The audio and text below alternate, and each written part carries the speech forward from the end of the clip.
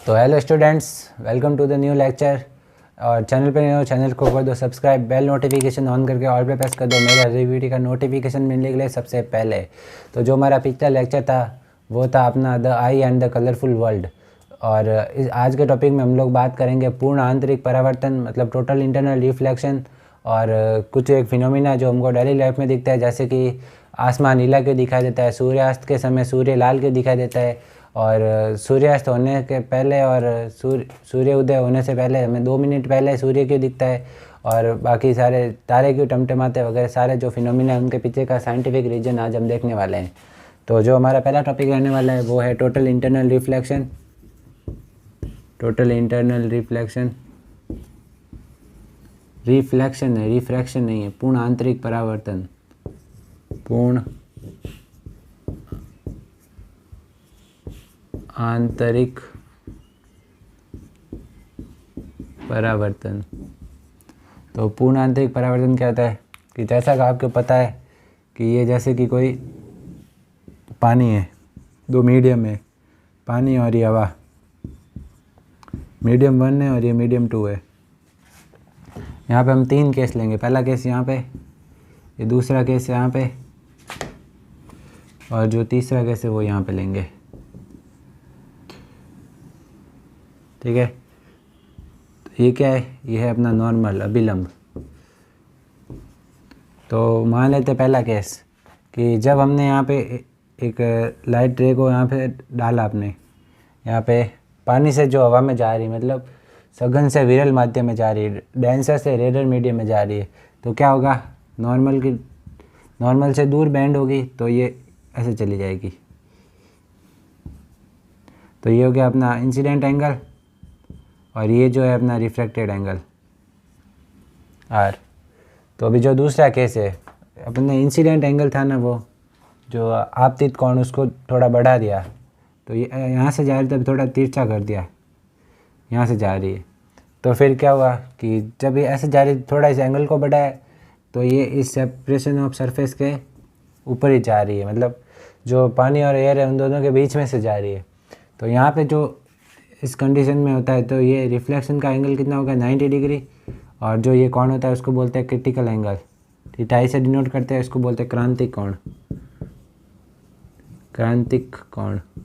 तो क्रांतिक कोण क्या होता है, ऐसा एंगल जब कोई लाइट रे सघन माध्यम से विरल माध्यम में जाए, तो वो जो दोनों सरफेस है, दोनों मीडियम को अलग करने वाली सरफेस के कोइंसिडेंट, मतलब उसके ऊपर ही लाइन बन जाएगी उसके साथ ही।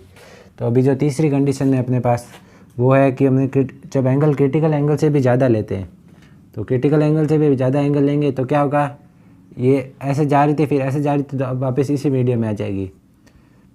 तो ये तो दोनों रिफ्रैक्शन थे कि अपवर्तन थे, कि यहाँ से आ रहा है दूसरे मीडियम में जा रही है, यहाँ से आके भी दूसरे मीडियम में जा रही है। तो ये क्या है कि जब हमने ये एंगल जो है वो मान लीजिए आई है, वो किससे बड़ा होगा, क्रिटिकल एंगल मतलब क्रांतिक कोण से बड़ा होगा, तो क्या होगा कि जो रे है वो वापस उसी मीडियम में आ जाएगी। तो ये अपना परावर्तन हो जाएगा। ये दोनों केस में तो अपवर्तन हो रहा था, लेकिन यहाँ पे वापस परावर्तन हो जाएगा। तो ये था अपना पूर्ण आंतरिक परावर्तन, टोटल इंटरनल रिफ्लेक्शन। तो अभी आगे बढ़ते हैं। आगे हमारा जो टॉपिक रहने वाला है वो है हमारा एटमॉस्फेरिक रिफ्रैक्शन। एटमॉस्फेरिक रिफ्रैक्शन मतलब वायुमंडलीय दाब। तो जो आगे गवर्नमेंट जॉब की तैयारी करते हैं उनके लिए यहाँ से बहुत क्वेश्चन आते हैं। ये इसलिए अपना जो टॉपिक है वो बहुत इम्पोर्टेंट रहने वाला है। मतलब जो भी गवर्नमेंट जब एग्ज़ाम देते हैं वहाँ पे जो CUT वगैरह देते हैं, SSC, उसमें मतलब साइंस के क्वेश्चन ऐसे ही आते हैं, बेसिक लेवल के आते हैं। तो जो अगला हमारा टॉपिक रहने वाला है वो होता है एटमॉस्फेरिक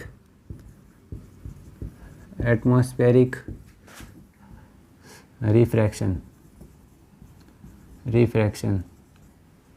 मतलब वायुमंडलीय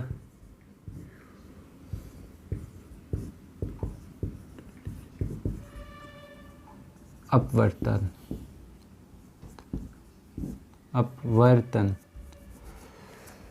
वायुमंडलीय अपवर्तन क्या होता है,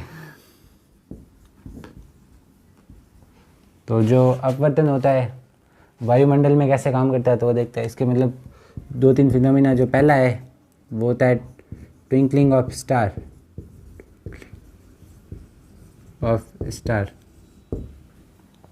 तारे क्यों चमचमाते हैं।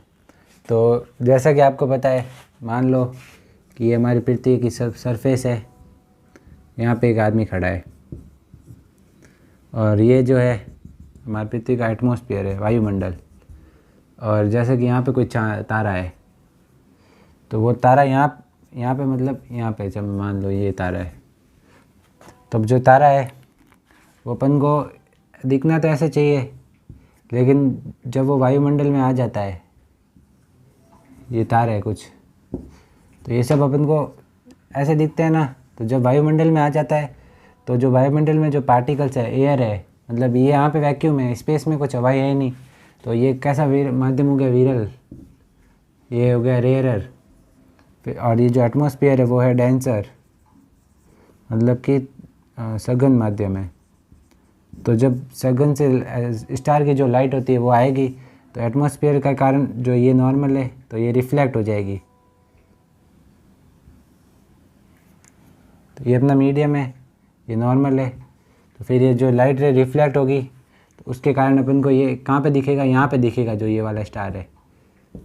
ऐसे जैसे अपन देखते हैं, जो अपन ये पानी का ग्लास होता है और ये पानी होता है, उसमें हम पेंसिल डालते हैं तो वो हमको थोड़ी ऊपर उठी हुई दिखती है। तो इसी हिसाब से अपन को तारा भी थोड़ा ऊपर उठा हुआ दिखेगा, मतलब बड़ा दिखेगा, उठा हुआ दिखेगा मतलब। तो जब वो तारा बड़ा दिखता है, और फिर ये जो अपना एटमॉस्फेयर है, इसमें हवा वगैरह रेयर जो मीडियम होता है, ये सघन, तो ये मतलब बदलता रहता है। तो उसके कारण ये कभी यहाँ दिखता है, कभी यहाँ दिखता है, कभी उठा हुआ दिखता है, कभी नहीं दिखता है। तो इसी के कारण अपन को जो तारे होते हैं वो टिमटिमाते दिखाई देते हैं, जो पार्टिकल्स होते हैं वो उसकी वजह से, जो एयर में पार्टिकल्स होते हैं। अब आगे बढ़ते हैं दूसरा केस। जो दूसरा केस है वो क्या है, तो दूसरा केस है अपना sun scenes 2 minute before and after the actual sunrise and sunset. मतलब कि सूर्य उदय और अस्त होने से 2 मिनट पहले और बाद में हमको जो सूर्य दिखता है वो क्यों दिखता है। तो वापस आ जाते हैं, ये है अपनी पृथ्वी। मान लो यहाँ पे खड़ा हूँ मैं, और ये है अपने पृथ्वी का एटमॉस्फेयर।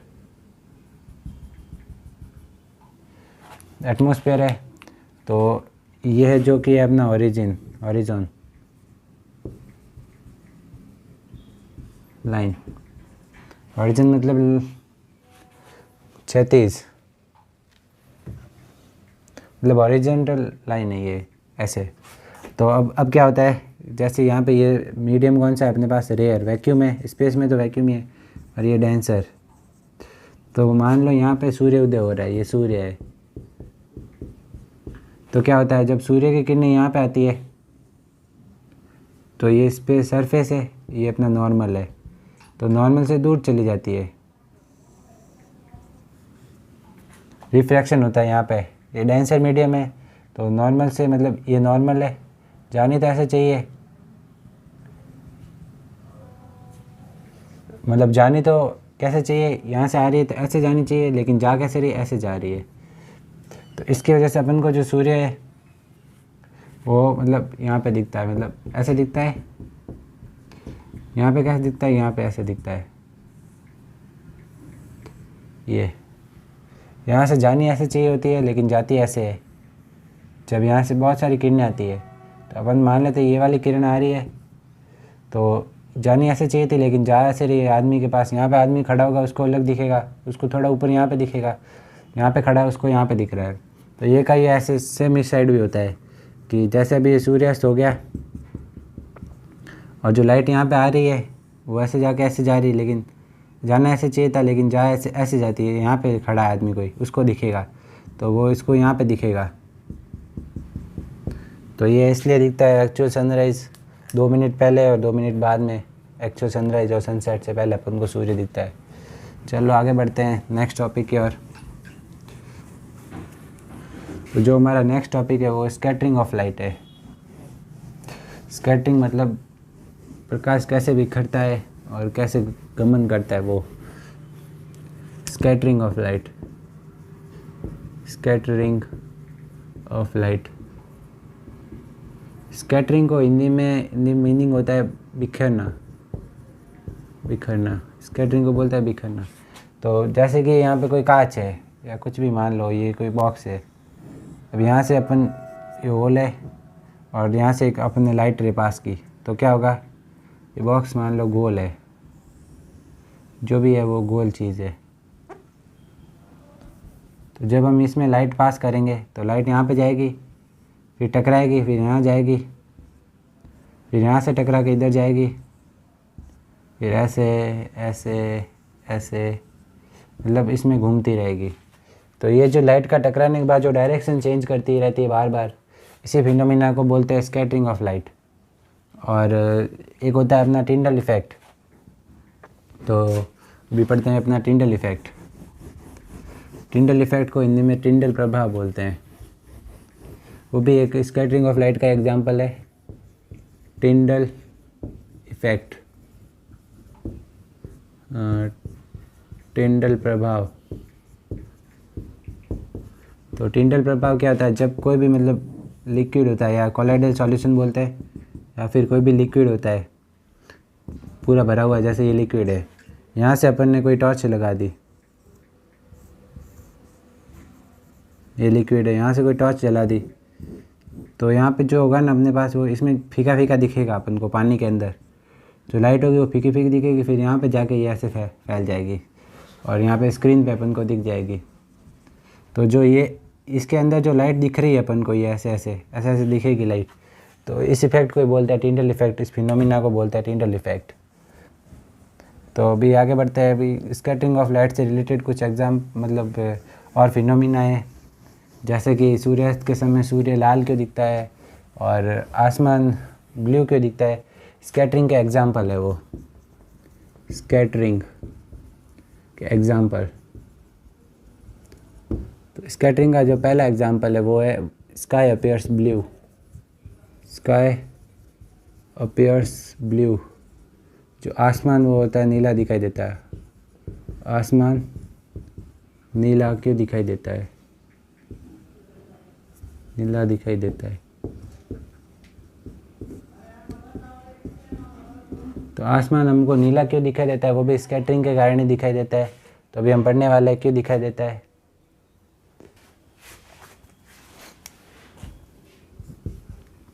तो आसमान नीला क्यों दिखाई देता है, अभी हम इसके पीछे का रीज़न जानेंगे। इसके पीछे का रीज़न क्या है, अगर आपके क्वेश्चन में आए तो आसमान नीला क्यों दिखाई देता है, तो बोल रहे हैं स्कैटरिंग ऑफ लाइट। तो अभी समझते हैं। जैसे कि ये अपनी पृथ्वी है, यहाँ पे हम खड़े हैं। सर कहेंगे खड़े क्यों यार, बैठ जाओ, खड़ा मत रहो बस। ये मतलब ये अपनी पृथ्वी का क्या है, वायुमंडल है, एटमॉस्फेयर है, वायुमंडल। एटमॉस्फेयर है। तो अब आगे क्या होगा कि जैसे कि यहाँ से कोई भी सूर्य है यहाँ पे, या कहीं पे भी मान लो यहाँ पे सूर्य है,